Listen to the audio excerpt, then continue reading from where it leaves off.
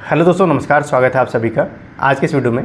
तो दोस्तों, इस वीडियो में आपसे को डिटेल में बताने वाला हूं। आज जो मेरा जो पेपर था एसएससी सीजीएल 2024 टियर 1 13 तारीख शिफ्ट 1 का था पेपर, और क्या पेपर का लेवल था, क्या क्या चीज़ें थी, और सारा कुछ मैं आपसे को डिटेल में बताने वाला हूँ। क्योंकि इसके पहले मैंने जो वीडियो बनाई थी जब मैं सेंटर पर था, तो चूँकि सेंटर दूर था तो मैंने आपसे बोला भी था कि अभी मैं रूम पर पहुँच के आपसे को डिटेल में बता दूँगा कि क्या क्या चीज़ें हैं, कैसी कैसी चीज़ें आई हैं। ठीक है, चूँकि कमेंट में भी काफ़ी सारे बच्चे कमेंट कर रहे थे कि भाई तुमने इंग्लिश का नहीं बताया, भाई ये है वो है ऐसा वैसा। तो सारा कुछ मैं अब इसमें आपको डिटेल में बताने वाला हूँ। ठीक है, तो चलिए वीडियो को शुरू करते हैं। और अगर आप चैनल पर नए हैं तो चैनल को सब्सक्राइब कर लीजिएगा, बेल आइकन प्रेस कर लीजिएगा और वीडियो को शेयर कर दीजिएगा।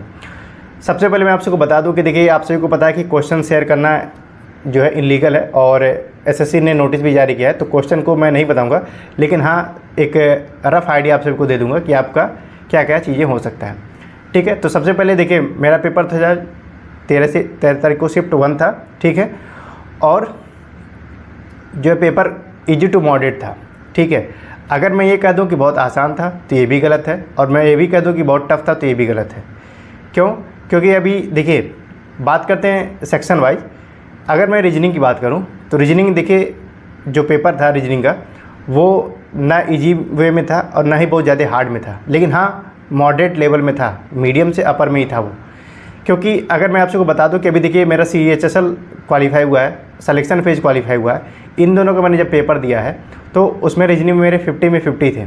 ठीक है, लेकिन यहाँ पे और वहाँ पे रीजनिंग में करने में टाइम भी नहीं लग रहा था। यहाँ पे ऐसा था रीजनिंग में कि आपको मेरे सेट में 4 क्वेश्चन ऐसे थे जो मतलब काफ़ी टाइम टेकन थे, और जो मतलब एक अच्छा खासा टाइम आपका ले रहे थे, और बहुत दिमाग लगाने के बाद भी वो चीज़ें आ रही थी।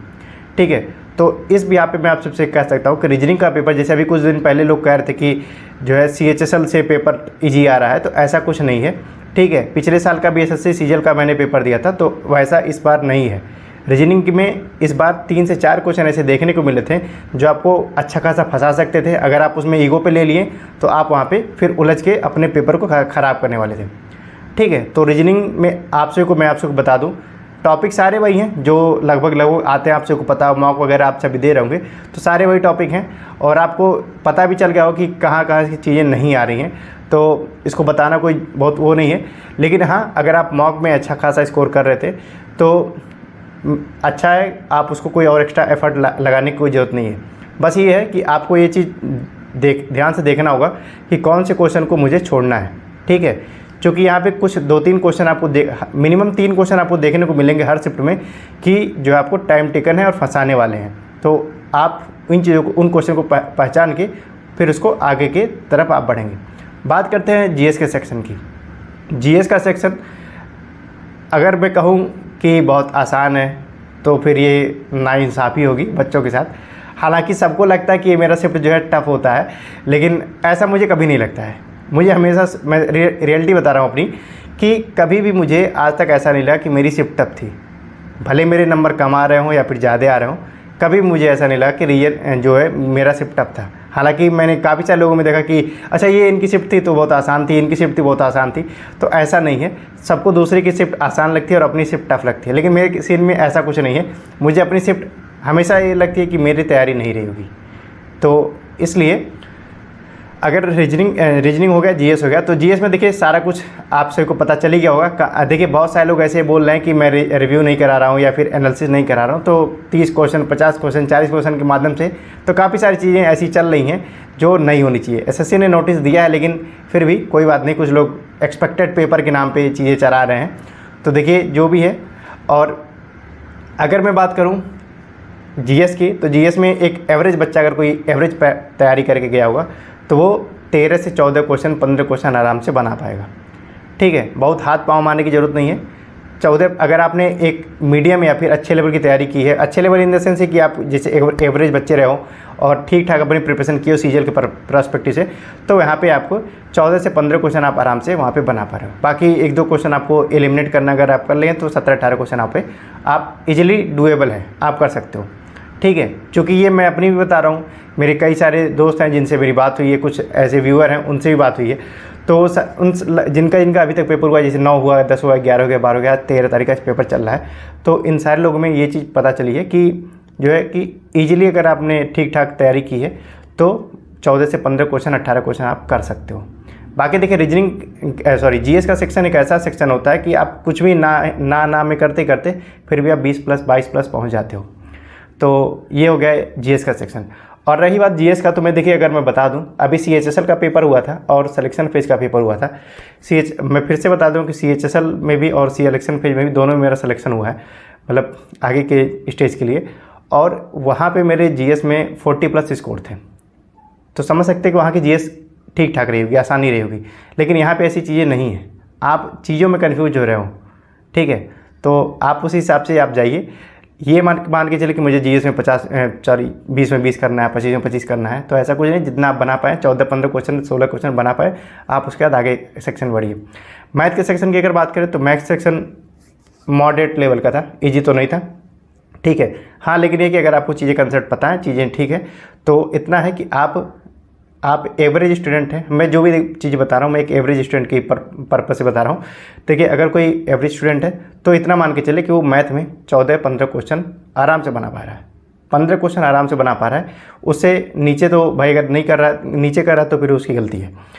14-15 क्वेश्चन आराम से बना रहा है और थोड़ा सा अगर ठीक ठाक अगर उसने टाइम उस पर दे दिया मैथ पे, क्योंकि मैथ पे टाइम देना पड़ता है, आप सभी को पता होगा, तो वहाँ पे भी 17-18 क्वेश्चन आप कर सकते हो। कर भी लोग रहे थे और आज भी मेरी जिन लोग से बात हुई वो लोग भी ऐसा कुछ चीज़ें उनके साथ हुई हैं। अगर मैं बात करूँ इंग्लिश की, तो इंग्लिश शुरू से जैसे अभी तक आपको सुनने में आ रहा है कि इंग्लिश जो है क्लोस्टेज जो है फंसा रहा है और कुछ चीज़ें ऐसी हैं जो फंसा रही हैं। तो ओवरऑल अगर मैं पेपर की बात कर लूँ तो overall easy to moderate paper है। बाकी अगर टेलीग्राम पे आप सभी जुड़ें तो वहाँ पे आप जुड़ जाइए, अगर नहीं जुड़े तो जुड़ जाइए, जिसका लिंक मैंने डिस्क्रिप्शन बॉक्स में दे रखा है, ठीक है। और जो भी कुछ मुझे लगेगा कि आप सभी को ध्यान देना चाहिए तो आप वहाँ पे देख सकते हैं, ठीक है। उसके बाद जो है अगर ओवरऑल पेपर की बात करूँ ईजी टू मॉडरेट है। और मेरे अटैम्प्ट की बात करें तो मेरे अटैम्प्ट जो है 83 है, बहुत ज़्यादा तो नहीं है लेकिन 83 मेरे अटैम्प्ट है। हाँ, मेरे अटैम्प्ट जो रहते हैं वो एक्यूरेसी के लगभग अच्छे रहते हैं। ये इतना मैं मान के चलता हूँ कि मेरे एक्यूरेसी कभी भी 85 से नीचे नहीं आती है। कभी चाहे मॉक दिया हूँ, चाहे मैं पेपर दिया हूँ सीएचएसएल का, चाहे सिलेक्शन पेज का, चाहे पिछले भी जो भी पेपर दिया हूँ, तो 85 से नीचे नहीं आते। तो ये मेरा अटैम्प्ट रहता है। और बाकी खुदा न खास्ता भी ऐसा तो नहीं कि एकदम पत्थर की लकीर है कि 85 से नीचे नहीं आने, तो कभी कभार अगर हो सकता तो हो जाए, लेकिन ये है कि 80 से नीचे तो कोई गुंजाइश नहीं है। तो आप कम करिए, ठीक करिए, ये बात ध्यान में रख के चलिए। और एक चीज़ मैं अगर आप सभी से एक सजेशन देना चाहूँ तो आप अगर रिव्यू ना ही देखें किसी का तो बेहतर होगा, क्योंकि रिव्यू देखने से एक चीज़ है कि थोड़ा सा दिमाग में चलने लगे, अच्छा ये इनके में आ गया, ये इनके में, मेरे में पता नहीं क्या आएगा, यहाँ भी पढ़ लूँ वहाँ भी पढ़ लूँ, ऐसा चल रहा है वैसा चल रहा है। तो लास्ट टाइम अगर आपका पेपर है आज, जैसे कि आज के बाद से अगर किसी का पेपर है तो वो अपनी तैयारी पे ध्यान दें, जैसा वो मॉक कर रहा है वैसा करे, पेपर वैसे ही आ रहा है जैसे आप मॉक दे रहे हो, ठीक है। बस ये है कि अगर बात करूँ तो पेपर इस बार कम से कम अगर 3 क्वेश्चन जीएस का, 4 क्वेश्चन जीएस का मान लूँ, 4 क्वेश्चन रीजनिंग का मान लूँ, 4 क्वेश्चन 5 क्वेश्चन मैथ का मान लूँ, 4 क्वेश्चन 5 क्वेश्चन अगर इंग्लिश का मान लूँ, तो ओवरऑल अगर देखा है तो 20 क्वेश्चन ऐसे हो रहे हैं जो आपको फंसा रहे हैं, ठीक है, या फिर टाइम टेकन है या फिर जो कन्फ्यूजिंग है। तो कुल मिला के अगर देखा है तो पिछले बार के पेपर कंपैरिजन में पेपर ठीक आ रहा है इस बार, ऐसा नहीं कि आसान आ रहा है। तो ओवरऑल मैं आपसे सही ना कर रहा हूँ, अगर आपने जो भी कुछ पढ़ा है, जिनका आगे एक शिफ्ट में पेपर है वो अच्छे तरीके से अपना जो पढ़ें उसी को रिवाइज करते जाएं। बाकी किसी के एनालिसिस फिनालिसिस के चक्कर में बिल्कुल ना पढ़ें। और अगर आप टेलीग्राम नहीं ज्वाइन किया तो ज्वाइन कर लीजिए, टॉपिक आप सबको बता दिए जाएंगे। बाकी वैसे तो मैं यही कहूँगा कि आप सभी अपनी प्रिपरेशन पे ध्यान दीजिए, टॉपिक के चक्कर मत पढ़िए।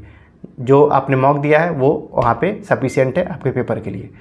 तो ओवरऑल ये था पेपर का एनालिसिस। उम्मीद करता हूँ आप सभी समझ सके होंगे। और प्लीज़ इस तरह का कमेंट मत करिएगा कि क्वेश्चन बता दो भाई। क्वेश्चन देखिए बताना सही भी नहीं और मैं इसके फेवर में भी नहीं हूँ। मैं खुद चाहता हूँ कि क्वेश्चन ना ही बताया जाए। ये जो दिन पर दिन कटाव बढ़ रही है, 150 जा रही है, 140 जा रही है, 160 जा रही है, ये इन्हीं का नतीजा है भाई। अगर मुझे नहीं पता है भाई, परीक्षा का क्या मतलब होता है? परीक्षा मतलब कि दूसरे की इच्छा पर, इच्छा पर यानी कि दूसरे। अगर मुझे सब कुछ पता है कि ये यहाँ से आ रहा है, ये यहाँ से आ रहा है, तो फिर उसका मतलब ही क्या बनता है कि भाई जब सब कुछ परीक्षा में हमको पता ही चल गया कि यहाँ से आ रहा है। तो कुल मिला के ये है कि आप जो पढ़ लिए उसको पढ़ लिए, जो जिनका भी बाकी है वो जो पढ़ें उसी पर रिवाइज करके जाइए। पेपर इजीली डुएबल है, आप 70-75 आराम से करके आओगे, 80 तक भी पहुँच जाओगे। बाकी अगर देखिए 2 तरह के स्टूडेंट होते हैं, एक होते हैं कि बहुत प्रो लेवल के होते हैं और एक होते हैं बिना प्रो के प्रो बनते हैं। जैसे अगर मेरी तैयारी नहीं है, मैं गया कुछ देखा नहीं, जय माता दी करके मैं 80 85 90 के आसपास करके आया, और यहाँ से मैं आ रहा हूँ अरे मैंने 95 करके आया है। तो ये चीज़ें नहीं है। और एक होते हैं जिनकी प्रैक्टिस अच्छी होती है, जिनकी तैयारी अच्छी होती है, तो वो भाई वो तो करेंगे। तो ओवरऑल कुल मिला के पेपर में ऐसा है कि इजी टू मॉडरेट है, और अगर देखा तो मॉडरेट टू टफर साइड है, बाकी ईजियर साइड नहीं कहेंगे, ठीक है, अपर साइड में ही जाएंगे मॉडरेट से। तो कुल मिला के अगर आप 75 प्लस कर रहे हो तो ठीक ठाक कर रहे हो, और विद इन एक्यूरेसी अगर आपकी 80-85% है तो ठीक है। तो ये था पेपर का। और बाकी अगर आपने एसएससी जीडी का फॉर्म नहीं भरा तो उसको भर दीजिए, चूँकि उसकी फॉर्म फिलअप स्टार्ट हो चुकी है। तो मिलता है अगले वीडियो में एक नए अपडेट के साथ। बाकी कई सारे स्टूडेंट मुझे कह रहे हैं कि जीडी के लिए भाई अगर कुछ प्लान बना सकते हो तो बना दिए, तो मैं नेक्स्ट वीडियो में जीडी के बारे में कंप्लीट बताऊंगा कि क्या क्या आप सब कर सकते हैं और कैसी कैसी चीज़ें हो सकती हैं। Thank you. इस वीडियो में इतना ही, और चैनल पर नए तो चैनल को सब्सक्राइब कर लीजिएगा, और टेलीग्राम को जरूर ज्वाइन करिएगा, जिसका लिंक मैंने डिस्क्रिप्शन बॉक्स में दे रखा है। Thank you. तो दोस्तों हम लोग बात करने वाले हैं एसएससी जीडी 2025 की बेस्ट बुक के बारे में, जो कि चक्षु पब्लिकेशन की है। और इस बुक में जो है 2024 के सारे प्रश्न इंक्लूड कर दिए गए हैं, और इसकी जो है हर सब्जेक्ट की चैप्टर वाइज भी बुक आती है। आप सभी इसको लेकर अपनी तैयारी को बेहतर कर सकते हैं। आप सभी को पता है कि एसएससी में प्रीवियस ईयर क्वेश्चन के कितने इंपॉर्टेंट रोल होते हैं। तो ये बुक आप कहीं से भी परचेस कर सकते हैं। जैसे नीचे आप देख पा रहे हैं चक्षुबुक्स.com, ये जो इनकी ऑफिशियल वेबसाइट है, फ्लिपकार्ट से, अमेजन से, स्नैपडील से, यहाँ से आप इसको परचेस कर सकते हैं। और मैं आपको थोड़ा सा जो है दिखा देता हूँ कि किस तरह इनकी बुक है, ठीक है। आप सभी देख पा रहे होंगे, ये एसएससी जीडी की मैथ की जो है इसमें चैप्टर वाइज दी गई हैं। आप सभी इसमें क्या क्या मिल जाएगा, 7500 बहुविकल्पी प्रश्न मिल जाएंगे, और अच्छे तरीके से इसमें 2024 के, 2023 के, 2021 के सभी ईयर के जो है प्रश्न इसमें इंक्लूड किए गए हैं। आप सभी देख पा रहे होंगे ऐसा, ठीक है। और यहाँ पे हर सब्जेक्ट की देखिए चैप्टर वाइज यहाँ पे सारे क्वेश्चन अवेलेबल हैं। इसको आप लेके चैप्टर वाइज प्रिपरेशन अपनी कर सकते हैं, ठीक है। कितने बेहतरीन तरीके से दिया गया है, इसको भी आप सभी देख सकते हैं। तो इस बुक को जरूर आप परचेज़ करिए, और लिंक मैंने डिस्क्रिप्शन बॉक्स में दे रखा है, जहाँ से आप परचेज़ कर सकते हैं। Thank you.